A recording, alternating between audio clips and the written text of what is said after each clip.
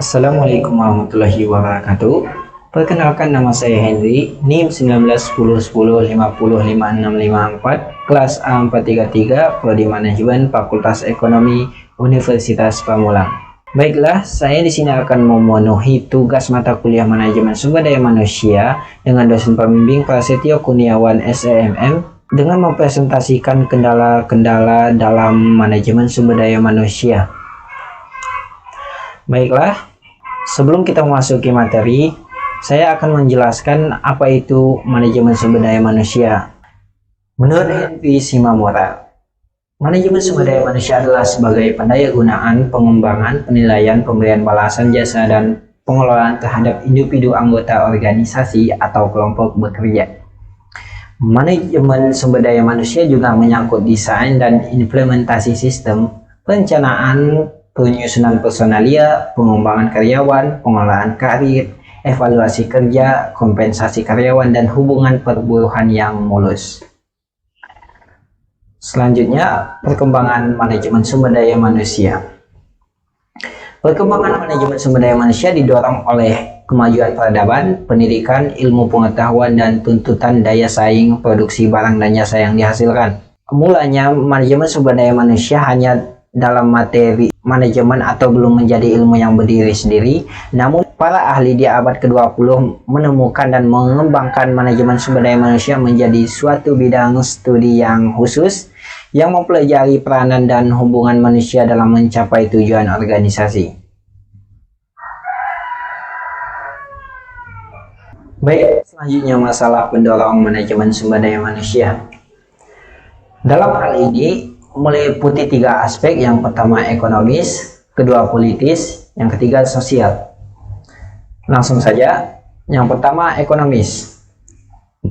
Dalam aspek ini terbagi dalam 5 hal. Yang pertama, semakin terbatasnya faktor-faktor produksi menuntut agar sumber daya manusia dapat bekerja lebih efektif dan efisien. Yang kedua, semakin disadarinya sumber daya manusia paling berperan dalam mewujudkan tujuan perusahaan, karyawan, dan masyarakat. Yang ketiga, karyawan akan meningkatkan moral kerja, kedisiplinan, dan prestasi kerjanya jika kepuasan diperoleh dari pekerjaannya. Yang keempat, terjadinya persaingan yang tajam untuk mendapatkan tenaga kerja yang berkualitas di antara perusahaan. Yang kelima, para karyawan semakin menuntut keamanan ekonominya pada masa depan. Baiklah, selanjutnya politis. Dalam hal ini, hak asasi manusia semakin mendapat perhatian dan kerja paksa tidak diperkenankan lagi. Dan organisasi buruh semakin banyak dan semakin kuat mengharuskan perhatian yang lebih baik terhadap sumber daya manusia.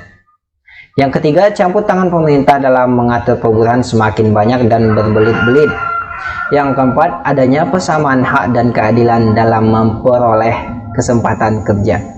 Yang kelima, emansipasi wanita yang menuntut kesamaan hak dalam memperoleh pekerjaannya. Selanjutnya, faktor pendorong sosial. Yang pertama, timbulnya pergeseran nilai di dalam masyarakat akibat pendidikan dan kemajuan teknologi. Yang kedua, berkurangnya rasa kebanggaan terhadap hasil pekerjaan akibat spesialisasi pekerjaan yang mendetail. Yang ketiga, semakin banyak pekerja wanita yang karena kodratnya perlu mendapat pengaturan dalam perundang-undangan. Yang keempat, hak asasi manusia semakin mendapat perhatian dan kerja paksa tidak diperkenankan lagi. Selanjutnya, metode pendekatan manajemen sumber daya manusia. Ada beberapa pendekatan dalam manajemen sumber daya manusia, meliputi pendekatan mekanis, pendekatan materalis, pendekatan sistem sosial. Yang pertama, pendekatan mekanis. Sebelumnya, mekanisasi adalah mengganti peranan tenaga kerja manusia dengan tenaga mesin untuk melakukan pekerjaan didasarkan kepada pertimbangan ekonomis, kemanusiaan, efektivitas, kemampuan yang lebih besar dan lebih baik. Maka dari itu, pendekatan ini menitik beratkan analisisnya kepada spesialisasi, efektivitas, standarisasi, dan memperlakukan karyawan sama dengan mesin. Dalam hal tersebut, mempunyai keuntungan dan kerugian, di mana keuntungan tersebut pekerja semakin terampil dan efektivitas semakin besar. Sedangkan kerugiannya, pekerjaan membuat karyawan bosan, dan kedua mematikan kreativitas, ketiga kebanggaan dalam bekerja semakin berkurang. Dalam hal tersebut dapat kita simpulkan pendekatan mekanis akan menimbulkan masalah-masalah seperti pengangguran teknologi, keamanan ekonomis, organisasi buruh, dan kebanggaan dalam pekerjaan. Metode berikutnya yaitu pendekatan paternalis. Pendekatan ini membuat pimpinan mengarahkan bawahannya dalam bertindak, dan keuntungannya yang diperoleh yaitu para bawahan diperlakukan dengan baik, fasilitas-fasilitas diberikan, bawahan dianggap sebagai keluarga. Namun mempunyai kerugian juga di mana karyawan menjadi manja, malas, sehingga produktivitasnya menurun. Metode yang ketiga atau terakhir, pendekatan sistem sosial. Pendekatan ini memandang organisasi sebagai sistem yang kompleks yang berada dalam lingkungan yang kompleks juga, atau kerjasama yang harmonis antara sesama karyawan, atasan, dan bawahan sehingga tujuan sebuah organisasi atau perusahaan tercapai. Pendekatan ini juga mengutamakan hubungan harmonis, interaksi yang baik antara pemimpin dan bawahan, saling menghargai, saling membutuhkan, dan saling mengisi sehingga terdapat suatu total sistem yang baik. Tantangan dalam manajemen sumber daya manusia. Dalam tantangan manajemen sumber daya manusia terbagi menjadi dua faktor. Yang pertama faktor eksternal dan kedua faktor internal. Langsung saja tantangan eksternal. Dalam tantangan eksternal dibagi beberapa sektor. Yang pertama sektor teknologi, di mana kecanggihan teknologi telah berdampak secara bisnis yaitu semakin produktif, efektif, dan efisien dalam pengelolaan perusahaan sehingga dapat meningkatkan kemampuan bersaing di era globalisasi saat ini. Yang kedua sektor ekonomi, terjadinya perubahan pola hidup dan pola konsumsi masyarakat yang terefleksi pada perubahan pembangunan sektor ekonomi suatu negara. Yang ketiga, sektor sosial kultural. Terjadinya pergeseran pola pikir atau paradigma dari industri beralih kepada jasa-jasa sehingga mengutamakan profesionalisme dalam bekerja. Yang keempat, sektor politik. Bertambahnya jumlah sumber daya manusia yang ingin beraktivitas di sektor politik atau partai politik yang lebih menjanjikan kehidupan masa depan dengan cepat. Selanjutnya, perusahaan yang tumbuh di lingkungan eksternal. Yang pertama yang seluruhnya dapat dikenalikan, sebagian dapat dikenalikan, dan seluruhnya tidak dapat dikenalikan. Juga dalam tantangan ini membentuk dan memaksa organisasi atau perusahaan membuat kebijakan dan berdampak pada kebijakan dalam praktiknya itu sendiri. Selanjutnya tantangan faktor internalnya, di mana tantangan muncul karena adanya SDM yang mengejar pertimbangan seperti finansial, penjualan, keuangan, servis, produksi, dan lain-lain, dan dihadapkan pula pada serikat pekerja, sistem informasi yang semakin terbuka, dan budaya organisasi.